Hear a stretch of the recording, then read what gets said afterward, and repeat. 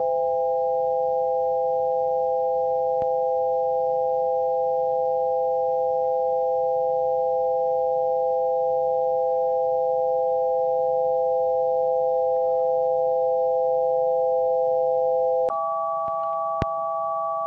I want to do this kind of quick because I'm tired.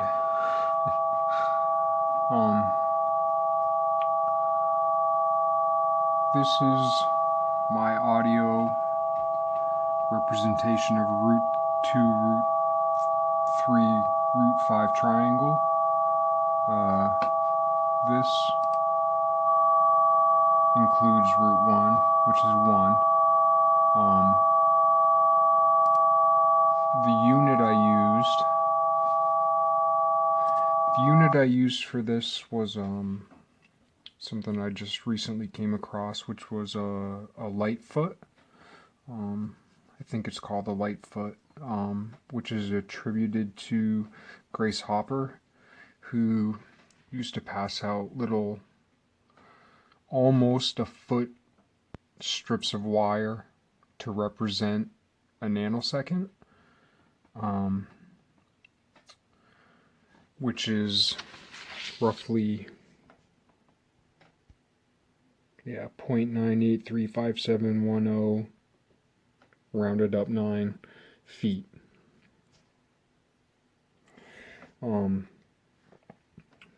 Which is how far light travels in a billionth of a second, which is, 1 times 10 to the 9th. And this is where I came into something interesting. So my unit of measure was 1 light foot. So that was my 1. And my 1, in reference to my last video, was this unit here. Let's see. Yeah, this unit here. Whoops. This unit here was my 1, which I based root 2, root 3, and root 5 off of. This right here, come on. So this would be my root 2, root 3, and then this diagonal would be, this diagonal would be my root 5. So that's essentially my root 5, root 3, root 2, root 2, root 2, root 2, root 3, root 5 triangle. These were some of my computations initially, some of my symbolic digressions, trying to come up with my own symbology, not as something to do frivolously, but trying to reorder things in my mind so they make sense to me, so that I can break apart the things that don't work. So I call these transitionary symbols.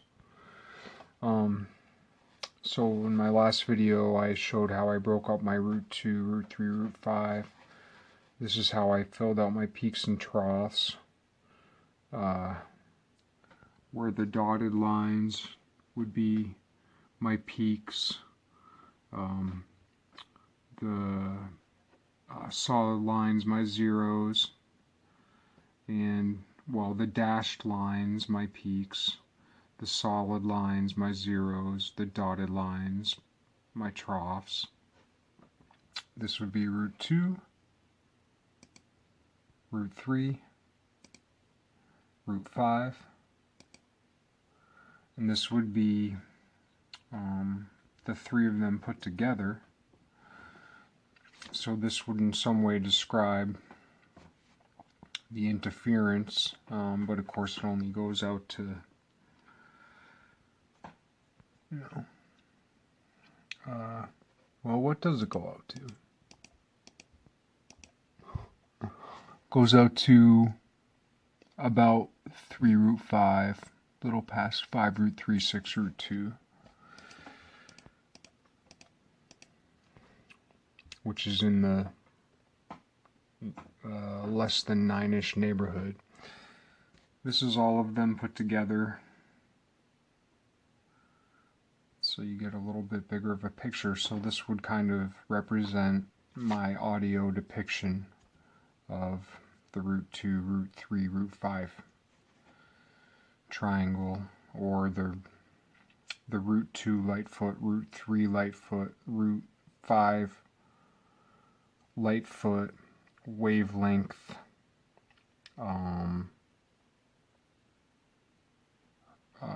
corresponding to frequency depiction. I'm sure I got my grammar wrong there.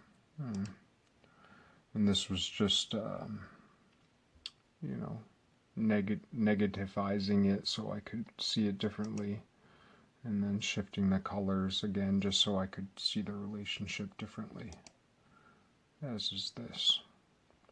Just shifting the colors so I could see the relationship differently. These were my calculations, incorporating my symbols. And just a little side note, back to the tetrahedron triangle conundrum. It's interesting that the 3 dots, which essentially, well, which I guess in, you know, geometry or math means therefore, is 3 dots, but there's a 4 in the word therefore, and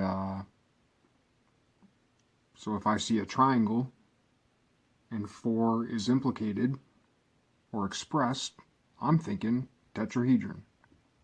Just a little symbolic side note. So my lightfoot gives me roughly 1144 hertz.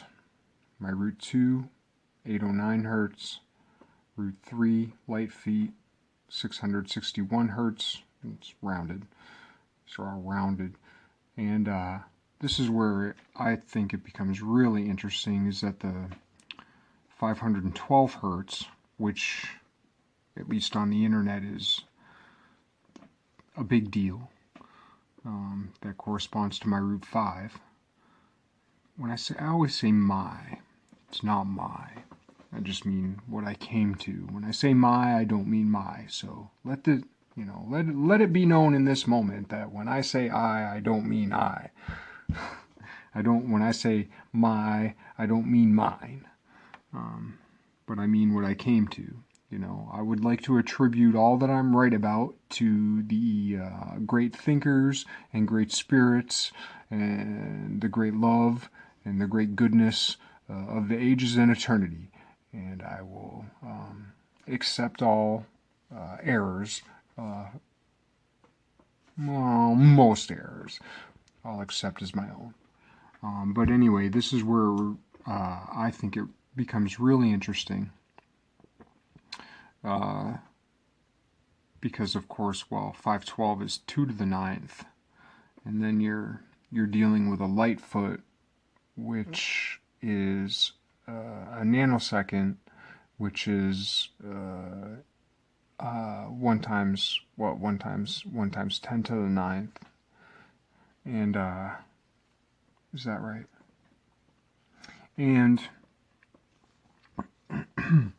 512 is associated, you know, with all these healing properties and love and so on and so forth, which on the YouTube is a pretty big deal.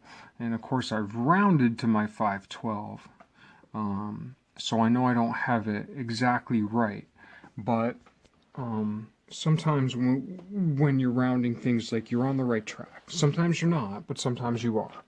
And that brings me back to the whole root 5-ness, which I'm dealing with in the first place. Let's see here.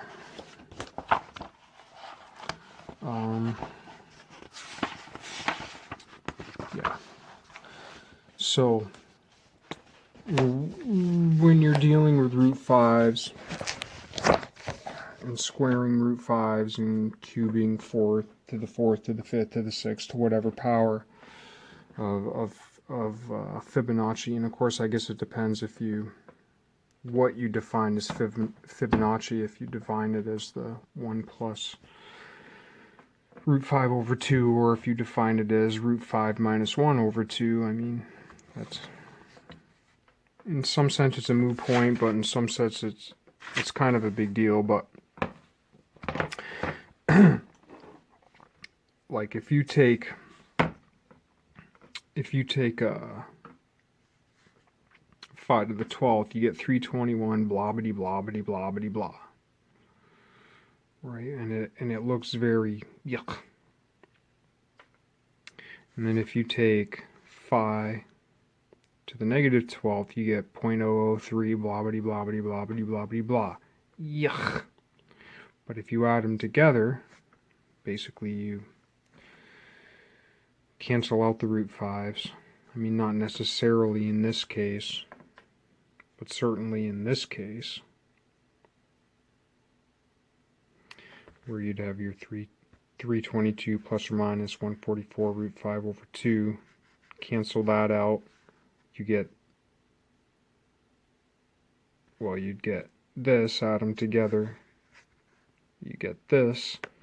Whereas with this, it's a little bit different, but kind of on the same idea, which I guess speaks to the whole, mystery and power of phi. Sorry to be, that wasn't a nice way to say it. But anyway, then you come to something really nice. Piece of cake. Easy. Something easy to comprehend. A whole number. Great. And it's also worth noting that with the whole phi to the O to the 1 to the 2 to the 3 to the 4 to the 5 to the 6 and so on, when you're dealing with the phis,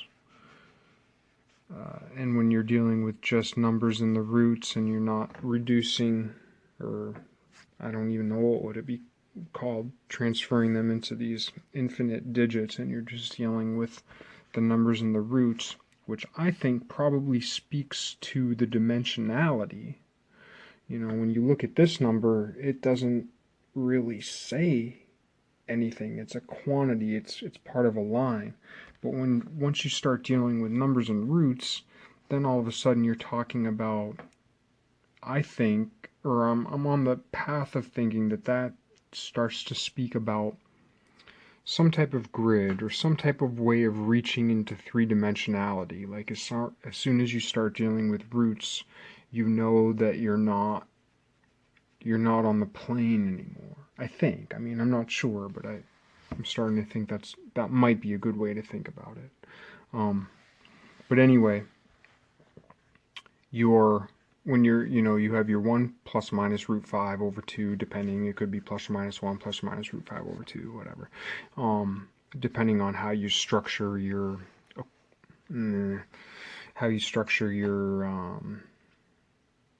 x to the n, x to the n plus or minus 1 and plus or minus 2, however you structure that initial equation to develop phi or formula or whatever. Like, anyway, your unit 1 coefficients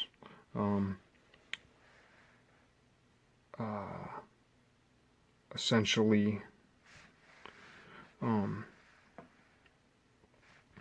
follow a Lucas progression, while your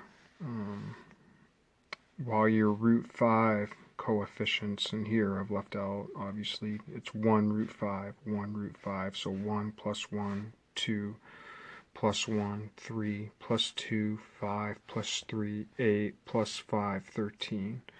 Whereas here, well, I guess you'd have to assume the 2, or I haven't done the math quite right, but 2 plus 1, 3 plus 1, 4, plus 3, 7, plus 4, 11, plus 7, 18. So like within the whole phi structure, you get the Fibonacci and the Lucas numbers at the same time.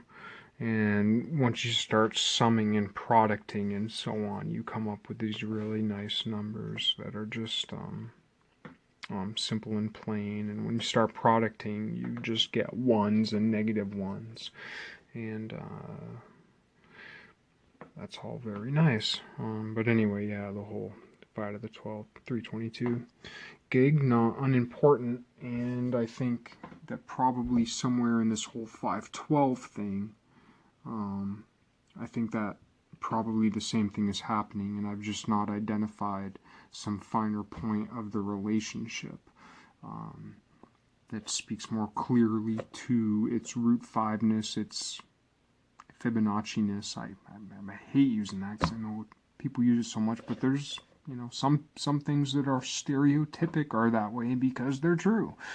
And I guess I'm just afraid of root 5 because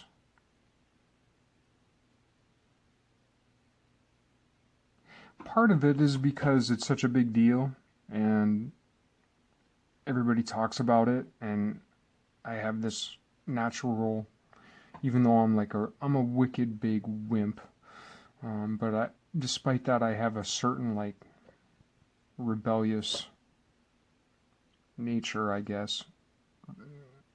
And so, like, you know, phi represents this authority, so I feel like, oh, it can't be right. But also part of it is because I feel so much that the whole omega, the Eisenstein, not Einstein, the Eisenstein omega is so overlooked. And I'm still trying to figure out the whole like earth, air, water, fire, ether, like what platonic shape and what platonic solid represents what. So when I think of that tetrahedra, I mean that's fourness, so is that earth, or you know, the triangle, that's fire, right? Like, so when I think of the tetrahedron, I think of fire, and that's like Heraclitus, so I've heard, I don't know. And you know, it can't all be fire because it has to be ether, but I just don't know. And I just think that, yeah, I've spent a lot of time just trying to think about the tetrahedron because I feel like it's the fundamental shape, you know, but I might be doing that at my own peril and not looking at the other things and finding the way that everything fits together in the right way. And especially because I, you know, exploring, when I initially first explored phi-ness, you know, it was really very rewarding, but it does seem to be the whole phi and Eisenstein thing really seem to be tied up together. I mean, they essentially emerge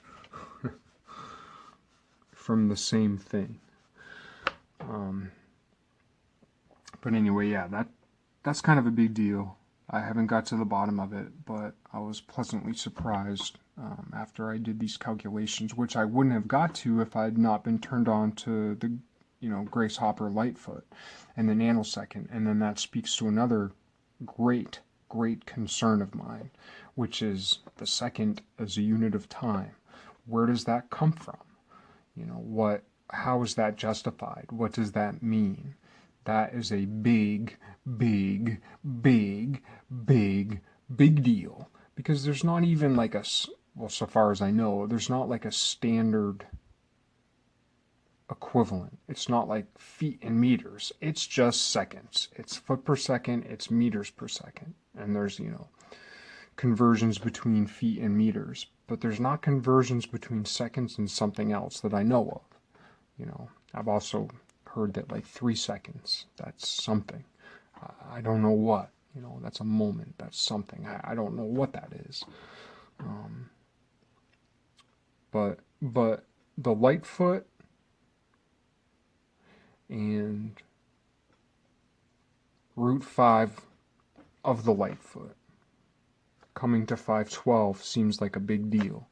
So what does that mean? And I feel like I'd say I more than feel it. It must speak to a deeper truth. I hope to find it. But anyway, just to top this off, I went on way too long, as always.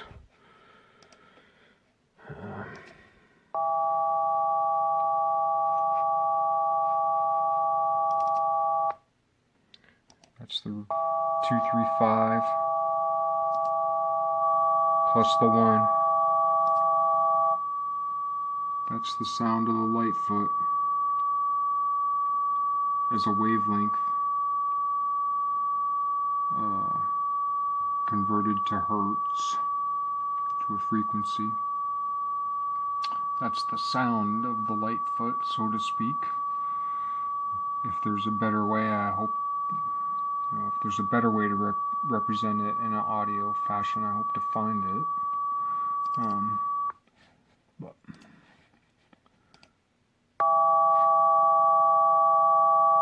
that's all 4. It's just the 3.